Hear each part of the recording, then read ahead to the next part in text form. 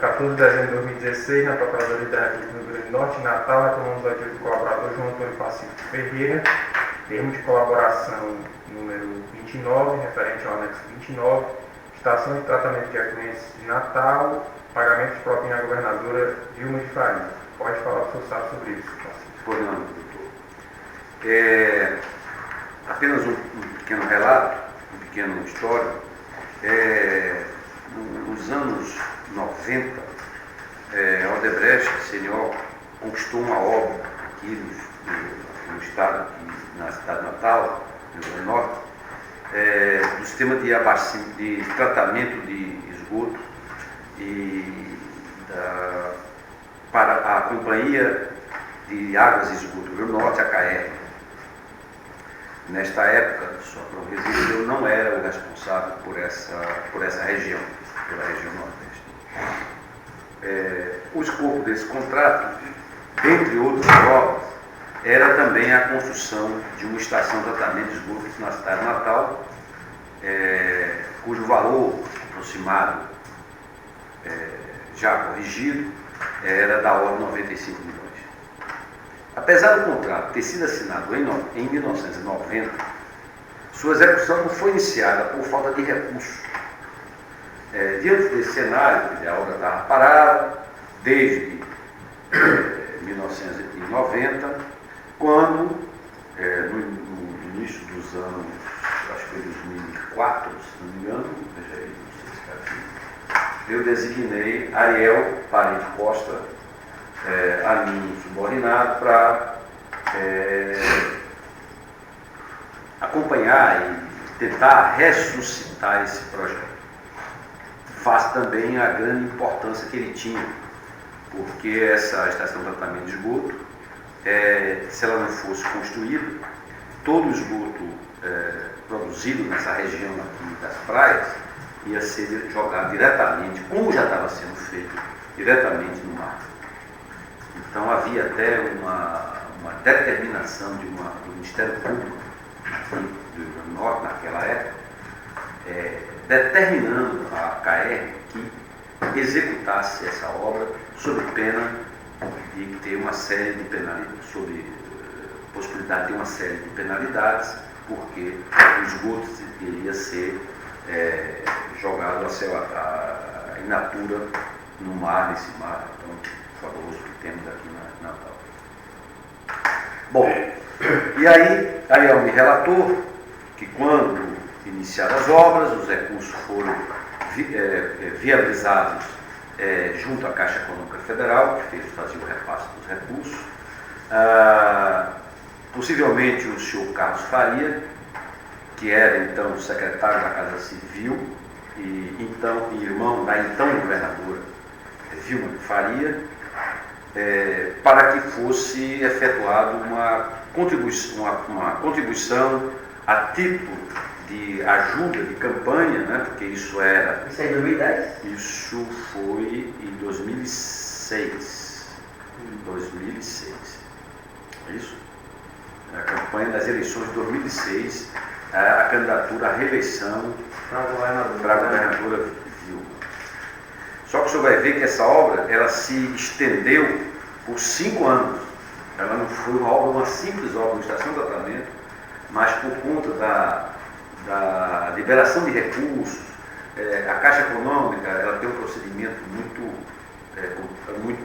burocrático para liberar recursos, o Estado tem que estar em dia, não pode ter uma pendência, enfim. Então isso levou muito tempo para que esse recurso fosse sendo liberado. Mas, naquela ocasião, o então secretário da Casa Civil, o Carlos Faria, solicitou ao Ariel um valor, o que respondia aproximadamente 1% sobre o valor do contrato, portanto, proporcional ao recebimento das faturas, como suposta para a reeleição, 1% do valor de cada repasse? De cada pagamento. De cada pagamento. Ou seja, a obra era entre 95 e 100 milhões e isso iria corresponder a aproximadamente R$1 milhão. Bom, Isso foi acertado entre Ariel e o Carlos Faria. Faria, exatamente.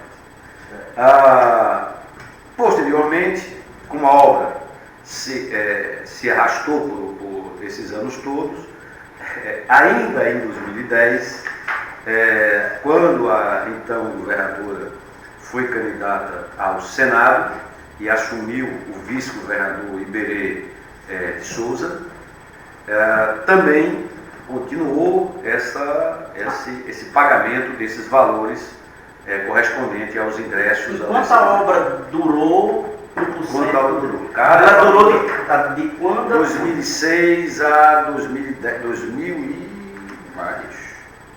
2011, eu acho, né? Termina essa obra. Cadê esse? É 2010, né? Acabou em 2010. Porque a eleição foi em 2010. Vocês lembram qual foi o mês de 2010 que acabou? Não me lembro não. Tem? Eu não sei se tem ali a data, tem? Não. E aí, Mas 2011, isso estão nos dados. 2011 já assume a Rosalba do DEM, né? Mas... Não, a obra já tinha. Terminou em 2010. E 10. Bom, então, durante esse período, enquanto durou, né, a obra, de acordo com os pagamentos os recebimentos que nós recebíamos, os pagamentos que nós recebíamos, foram feitos esses pagamentos a essas pessoas.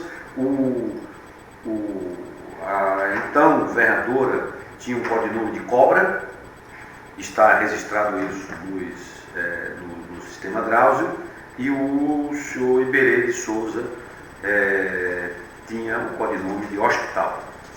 Então, consta no sistema Drauzio valores repassados para ambos, né? Para ambos. Às vezes, o que aconteceu, pelo que me relatou Ariel, no momento em que a governadora deixou, né, parece que ela renunciou Para se candidatar a senador. E o governador, e o então vice-governador, assumiu candidatou a reeleição. Então, desse momento em diante, ele é que ficou recebendo esse 1%. Não podia ser. Não foi mais a governadora? Ou não foi mais a. Não, ela saiu e quem ficou foi o Iberê, então ele é que receberia. Por isso que ele tem um codinome específico. Aí eu pergunto, a Vilma recebeu até a desincompatibilização? Até a desincompatibilização. Em diante foi o Iberê, que já faleceu. Falecido, exatamente. Certo, tudo bem. Pode ir no hospital, você referiu a falar que ele está doente, não é? Não sei. Não, mas isso foi em 2010. Mas ele estava doente nessa época. 2010. Faleceu. Não, ele faleceu em 2014. Não, ele está falando do... Não, ele faleceu em 2014, ele está registrado. Falecido em 2014. E isso aqui ocorreu em 2010, né? E o codinome Cobra? Você sabe? Onde eram feitos esses pagamentos? Esses pagamentos eram feitos, como eu disse, através do nosso sistema de operações estruturadas, e os pagamentos eram na Casa Múnica em Recife. Em Recife também? Em Recife. Nós não tínhamos operação, então, pelo que me relatou Ariel, tinham portadores que iam lá apanhar. Ariel não sabe quem era. Ele passava a senha. Quem é o nome, não? Não, ele passava a senha algumas vezes para. O portador devia ser Para quem passava a senha? A senha ele passava ou para o próprio Carlos Faria ou para o Carlos Castim, que era secretário adjunto da Casa Civil. Carlos Castim, advogado. Ele era secretário adjunto da Casa Civil. É porque ele exerceu a secretaria. Ele era secretário adjunto. Então, não tem menção ao filho da governadora, não, Lauro Maia? Não, isso aqui não consta. Porque ele está envolvido em vários episódios de repasse de propina, ele meio que coordenava esse recebimento de propina na gestão dela. Eu não tenho. Nesse caso aqui foram essas pessoas. O Carlos Castim, ele era mero portador ou ele recebia também? Não, ele apenas recebia um código, uma senha e a data que estaria disponível e o valor. Só isso. Lá ele ia buscar lá em número. Eu não sei, eu não posso afirmar se ele iria ou se iria um outro portador. Como é que vocês podem provar? Ele recebia a senha, né? A senha. Aí vocês... Não, veja, como é que funcionava isso, doutor? Lá na casa de câmbio, tá certo? Era repassado pelo nosso sistema, porque na hora que o diretor de contrato, no caso aqui o Ariel, ou o Pedro Leão, ou o Paulo Falcão, um desses que eu já relatei, ele recebia lá do Departamento de Operações Estruturadas, ele recebia uma senha, recebia o valor, a data e o local onde estava disponível. Essa casa não funciona mais. Como casa de câmbio, não funciona mais. Eu acho que ela, não sei. Como casa de câmbio eu tenho certeza, porque isso já foi medido. E até porque eu moro em Recife, então eu tenho conhecimento mais ou menos das coisas lá. Mas eu queria registrar o seguinte, era repassado para o interlocutor essas informações. O dia que estaria disponível, o valor e a senha. O interlocutor era Carlos Faria ou Carlos Castilho? Carlos Castilho. Não sei, não tenho conhecimento, não sei se o senhor consegue ver aqui, se após a assunção do vice-governador Iberê, se também continuou sendo o senhor Carlos Castilho ou se passou a ter outro interlocutor.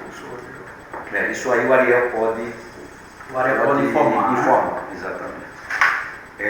Então, passou a senha, ele podia chegar, a senha era tapioca. Pronto. Então, o cara chegava lá, o cara dizia tapioca, o cara entregava lá o valor. O doleiro não sabe quem é aquela pessoa, de onde ela veio, só sabe que tapioca pegou aquele valor que foi autorizado. O Iberê você não tem como saber quem era o portador, quem era o... Pode ser que o Ariel tenha essa informação, eu não tenho mais disponível. Tudo bem. Eu não tenho mais... Sabe dizer se o seu encarregado chegou a manter contato com a governadora em si ou foi só... Sim, manteve. Manteve contato, eu não sei se... O contato para tratar desse assunto? Não sei. Até porque foi demorado isso, né? Foi duradouro. Foi quantos? Mais de 5 anos. 5 anos de propina, né? Foram identificados os pagamentos do Drauzio aí? Foram identificados pagamentos... Sim. Já tem 70 anos.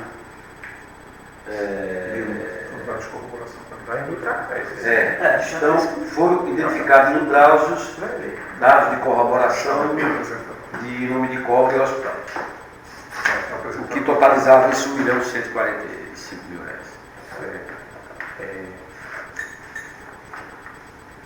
Tem alguma pergunta aí?